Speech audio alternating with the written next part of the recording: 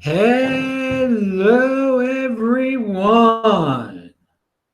This is Adam Meister, the Bitcoin Meister, the Disrupt Meister. Welcome to the One Bitcoin Show. Today is July the 24th, 2019. Strong hand. Long-term thinking, value your wealth in Bitcoin, be a unique beast, having hype, unconfiscatable. We're going to talk about that. One Bitcoin equals one Bitcoin. Offended by selling. Don't FOMO on altcoins. How could you? 5-digit realm. Oh yeah, don't worry. 5-digit realm. Don't worry about it. All right. Personal responsibility is new counterculture. Your home for Bitcoin insider information. No fancy sets or graphics. Welcome to the show, baby. It's that time of year again. It's that time of the day again. Yeah. So check out the links below. Everything I talk about in this video is linked to below. Especially follow me on Twitter, TECHBALT. I tweeted out a classic today. You got to go there right now and retweet it. It was from May the 8th, 2015, when I said, hey, you should, if you know a little kid, so your friend just had a baby, he's having a bris, you should get him 0.1 Bitcoin or 0.2 Bitcoin or 0.5 Bitcoin, or if there's a bar mitzvah, get the kid 1 Bitcoin. And Bitcoin was worth what? $250 back then. And by the way, I actually, and many of you know this story, I bought my friend's son, who was just born around that time, right after the Baltimore riots, which I mentioned in the video. I did buy him 0.1 Bitcoin at that time. Obviously, it cost me 25 bucks. He is the kid who's like 4 years old now, has over $1,000 worth of cryptocurrency because, of course, he got B Cash and B Gold also that he hasn't split because he's a 4-year-old kid. And my friend I know hasn't done that. He just has it stored somewhere. Anyway, the point is, check it out. You can still get your friends' kids Bitcoin. It's still a great present. It's better than getting them a savings bond. I mentioned that, but it is a classic video. If you want to see what life was like back in right after the Baltimore riots of 2015. I was talking about Bitcoin, baby. Pound that like button. All right, so I'm on Twitter right before this because I go on Twitter to learn. And did I learn something from Tone Vays? I mean, I put it in the freaking title of this video. Okay, Tone, you know he's known. He's known by all these 80%ers for his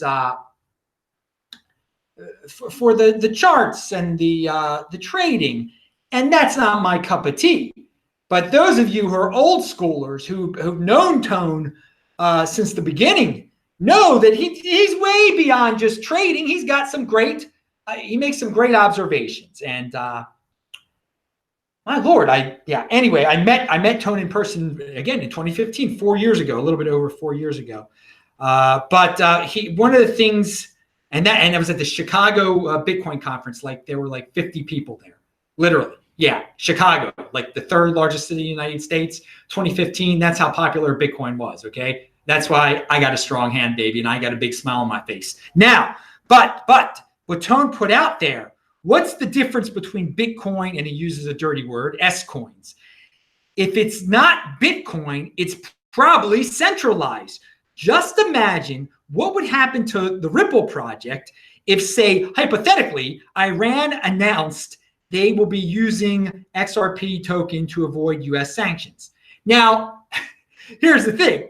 Iran is probably using there's been rumors they're using Bitcoin to get around sanctions. That's what countries do. They get into Bitcoin so that the United States won't be able to block their financial transactions anymore. Now, again, these are, say what you will about all these countries, Venezuela, Iran, but that's not the point.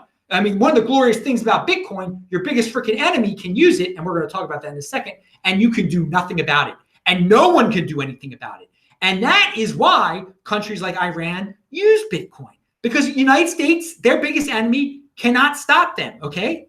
The big Satan can't stop them, or the one they call the little Satan can't stop them.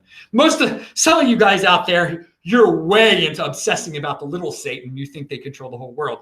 But anyway, so, Iran doesn't like the big Satan and the little Satan. That's what they call them, which is, anyway. And No, but of course, if Iran tried to use Ripple, Iran is smart enough not to even attempt to use Ripple. What would happen if Iran said, "Oh yeah, we're going to use Ripple. That's what we're going to use to avoid U.S."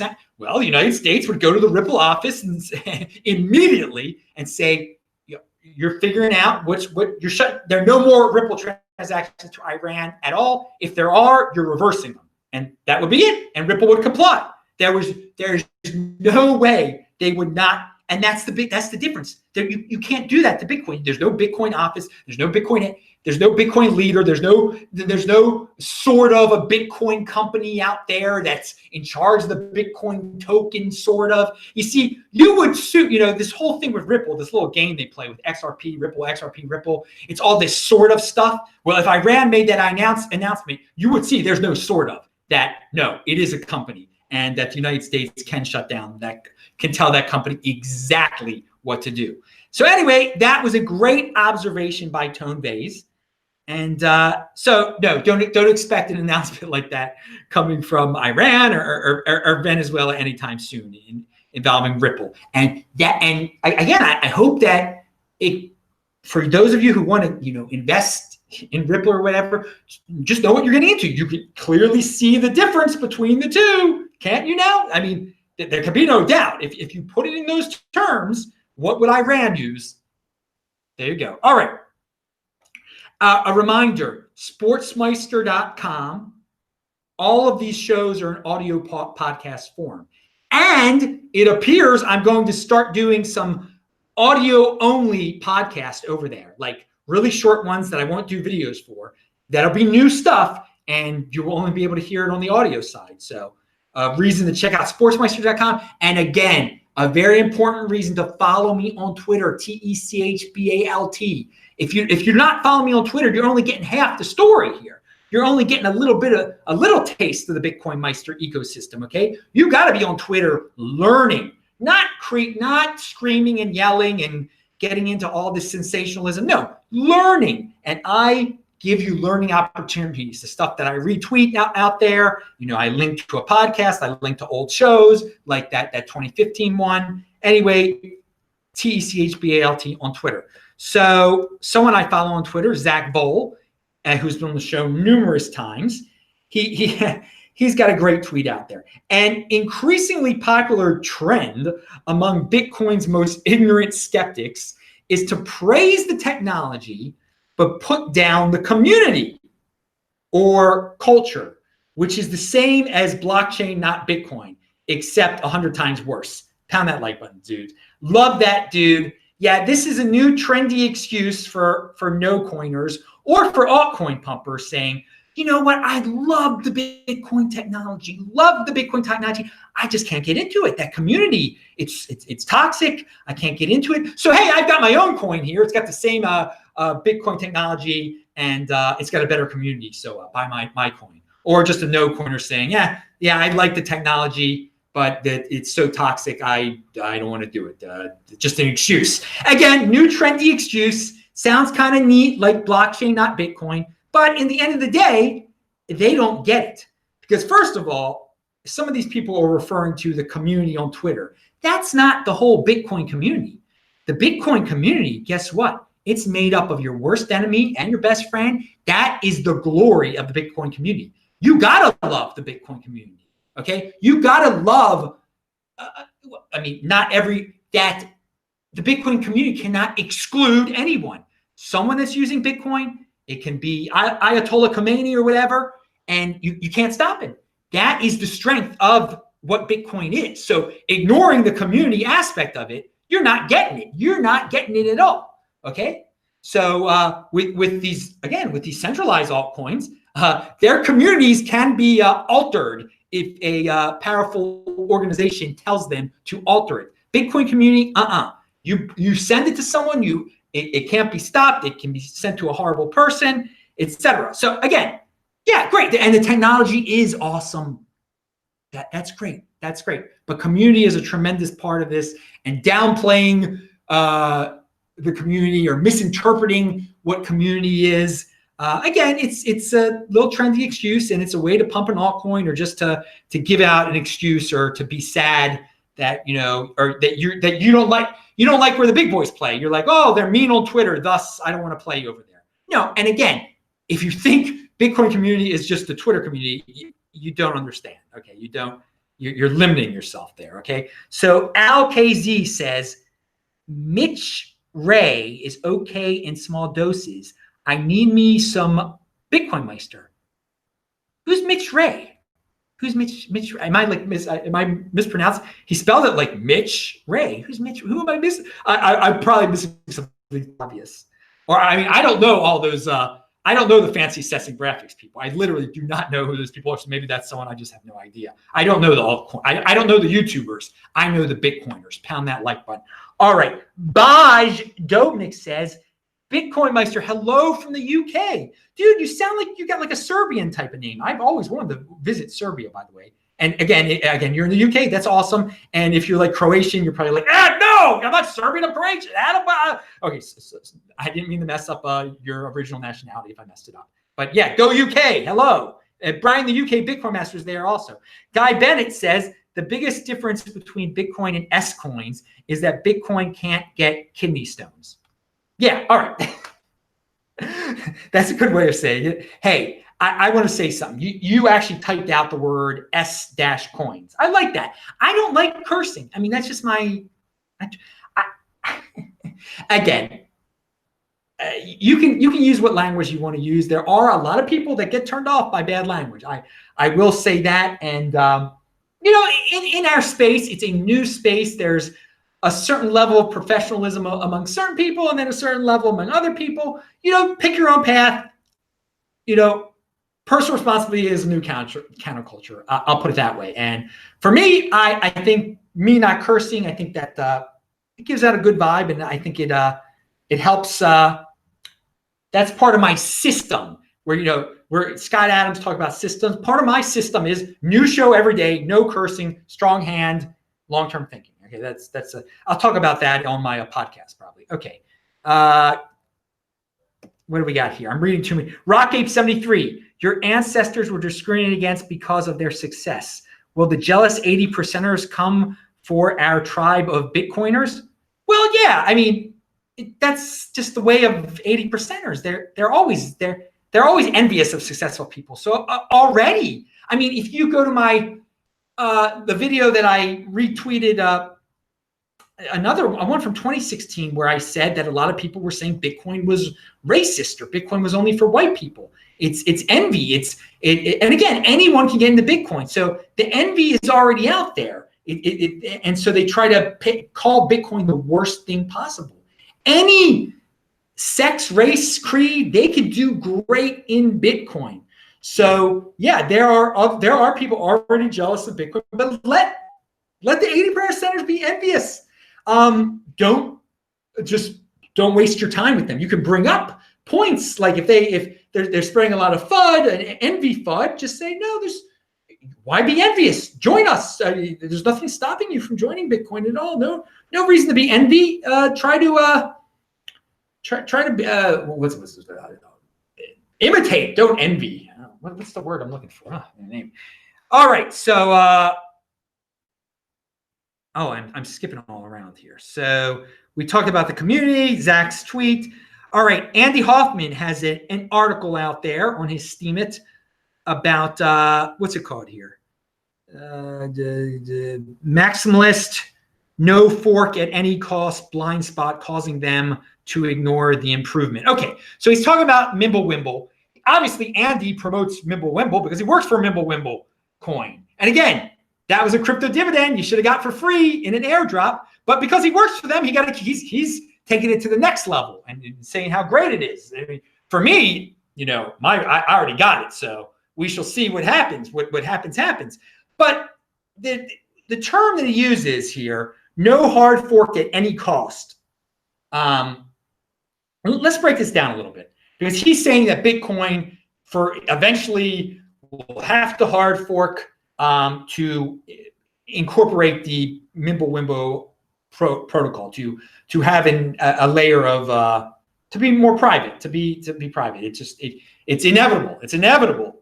and that we shouldn't wait for a soft fork solution. That the hard fork solution is, and that he talks about how there are people that are hard fork, no hard fork at any cost, and I am one of those people basically, because I lived through the Bcash thing. What was going on there? Originally, they said, we have to expand the block size now. It must be done now, but it really didn't have to be done now. Now, again, you don't want to hard fork until it's like unanimous, when there's because there's like some error and it has to be fixed immediately. Like there'd be no reason to continue the other chain. Okay, there'd be no reason to continue you'd only continue the hard forked chain. Okay, but here's the thing: what you're gonna, even if there were tremendous supporters of the Mimblewimble thing, just like it was very vocal back in the day. There were many vocal people who said, "Oh yeah, we should, as Bitcoin, hard fork off and say, this is Bitcoin, and we're increasing the block size." Okay, and if the majority of us say it, then that's Bitcoin. The problem is there's always going to be a slim minority that's going to continue the old chain. So you're going to have this issue where you're saying, okay, we forked off, we're the real Bitcoin. But then you'll have the original chain people saying, no, we're the real Bitcoin. And you'll have a Bitcoin Classic scenario, which I'm referring to Ethereum Classic, okay? Ethereum forked off there was once one Ethereum. Then there was an issue, so they forked off.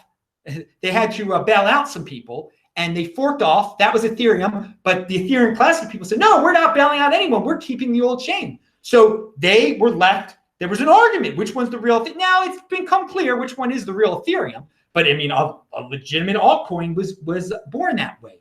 If you had this scenario, the same thing could happen with Mimblewimble, okay? If everyone's like, yeah, we need Mimblewimble right now, but we really don't need it, and we really could maybe do a soft fork of it one day if we figure it out, there's really no rush, then what you're going to end up with is the real Bitcoin having Mimblewimble, but then other people saying, well, wait a second, we're continuing the old chain, and this is the real Bitcoin.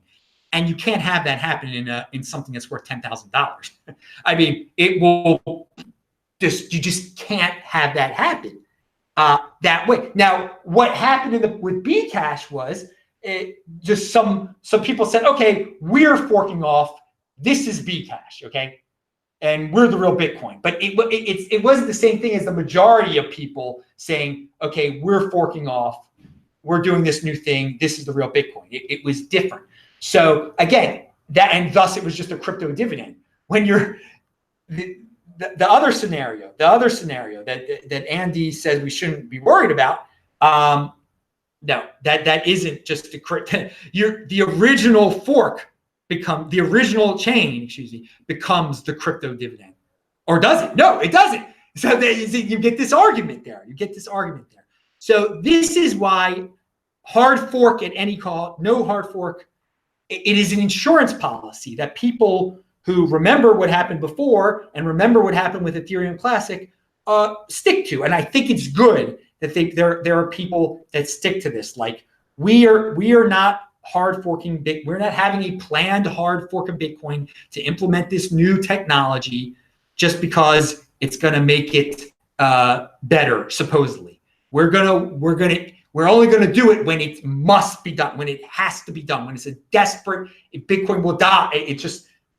And that's, you'll be able to tell when that situation arises. So yeah, I think there is no harm being in the no hard fork at any cost party in the Bitcoin community, because you don't want to end up with a Bitcoin Classic. Just with what happened with Ethereum. You don't want that to, but again, if people have new ideas, then they can fork off. Sure. I love crypto dividends. I freaking love crypto dividends. I don't like when the supposed almost unanimous majority says, okay, we're forking up, we're going to fork, we're going to have the hard fork now, and the old chain, everyone will just forget about it, because it's not that simple. Someone will continue that old chain, and it will cause issues, real issues. All right. So pound that like button. Now, we talk about Andy Hoffman is pumping MWC. Yeah, that's his job. But then there are these people out there, and people complain about it, even though, I mean, he straight up says that's his job. He's an altcoin a promoter, the altcoin consultant. It's his job. But then I get these people going crazy that Mnuchin, the Treasury Secretary, they're putting him on this pedestal in what they're doing. He is pumping the dollar. He says the dollar is the best. Bitcoin is bad, et cetera, et cetera. That's his job, dudes. He's the Treasury Secretary. What do you expect him to say? I mean, of course, he's the dollar pumper. He's got to say the dollar. So people are saying, oh, how could he say this about the dollar? How could he lie about the dollar, that it's not used for bad things? I mean, that's his job. He's the dollar marketer. Again, it's a big story. And I think last week he had said some good things about Bitcoin. Okay, that's a story. That's a story. When the guy who's supposed to be pumping the dollar says good things about Bitcoin, okay, that's a story. I'm not going to put him on a pedestal anyway. But this is ridiculous. All the people are like, how can he say all these lies about the dollar? How can Mnuchin do this and say bad things about Bitcoin? It's his job. So don't worry about it. No, it's noise. It's noise, dudes. All right. So speaking about stuff that is not noise and a dude who does not make noise, Aaron Von Weirdum of Bitcoin Magazine, he's been on the show before. He has an article about Statechains. Okay. This is actually from June. I just got around to reading it. Again, you got to have a little bit of technical knowledge, which he does a good job of explaining it to people of not a lot of technical knowledge. Okay. It's a solid article. And it's a second layer solution that is supposed to increase the number of transactions per second in the network. And it does seem like it might end up relying on the reputations of larger players and companies in the space. It is an interesting solution. Read the article yourself. Okay, remember disruptmeister.com. Over 1,350 of my old videos are there. Whoa, I've got quite an archives going here. It's conviction, dude. That's part of my system. All right. Emulate the Winklevi is what I wanted to say before. Okay. 30%. Well, here, wait a second. We're actually at the end of the show. And before I get to the last point of the show, let me see if there were any more questions. Well, yeah, there was. All right, here we go. Rock Ape said, okay, yeah. Rock Ape's, he actually summarizes it very nice. He says, Rock Ape 73, were you born in 1973? Orioles came in first place that year, I heard. No hard fork consensus unless critical bug. There you go, baby. There you go. That's a good way of saying what I took like 10 minutes to say. Oh, Brian, UK Bitcoin Mess said, Baj and I met up last week for a little Bitcoin meetup, and it rocked. Baj is actually English. Out of respect for you. Guy Bennett says, out of respect for you, Bitcoin Meister. Out of respect for me. Yes, thank you for the respect, dude. I respect you too, Guy Bennett, and everyone. All the long-term thinkers, all the guys that take personal responsibility, all the strong hands on here, the ones who compete and don't complain. I respect all you dudes. Barefoot Barry down in New Zealand says, a wise person invests their money, then spends what's left. A poor person spends their money, then invests what's left. Strong hand, Bitcoin Meister. Thank you. This one dude named IL says XRP. Well, IL, does IL stand for International League, which is a minor league of Major League Baseball? Just like XRP is a minor league coin. I mean, there's only one. Bitcoin is the major leagues, then you have the minor league. So I can see why you call yourself IL. International League is a minor league to the major leagues, and it's a similar. I understand. So that's why you said XRP, I guess. Okay, interesting. Rock873 said, Bitcoin Meister will be the greatest transfer. Bitcoin will be the greatest transfer of wealth in history, but it's it's a bit of a sausage fest. A bit. Will the ladies complain about the Bitcoin patriarchy? They had their chance. No, they already have. There are plenty of ladies complaining again about it. There are plenty of ladies complaining. But then there are plenty of ladies like Caitlin Long who compete and don't complain. And she's probably got plenty of Bitcoin. But yeah, Bitcoin is a tremendous sausage fest. I mean, it's 95% men around here. It's the very definition of sausage fest. But I mean, it could be, I'm not going to use the term. Back when we were in college. Back when we were in college, my high school friends and I, one summer in Baltimore, we were so tired of the sausage fest.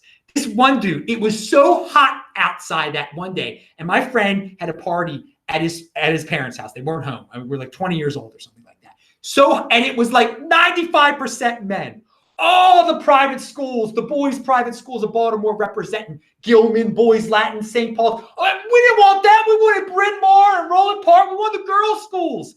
So that night, we decided we were going to have the Beaver Fest one day. And we actually had a party called the Beaver Fest one day. And there was going to be a rule. It was where you were required to bring a woman or something like that. It was whatever. We had the Beaver Fest in December of that year, and it was okay. I think we had I think it was like 50-50, which is like that. It wasn't a sausage fest, but dude, yes. This is the thing. I love to tell stories from my youth, but like in today's Me Too society or whatever, where guys have to worry about losing their jobs if they don't have Bitcoin, their high school day, like if I was like a big executive of some sort, I mean, and I can't name my friends who were obviously at the Beaver Fest because then some of them could lose their job. I have friends that are lawyers and stuff.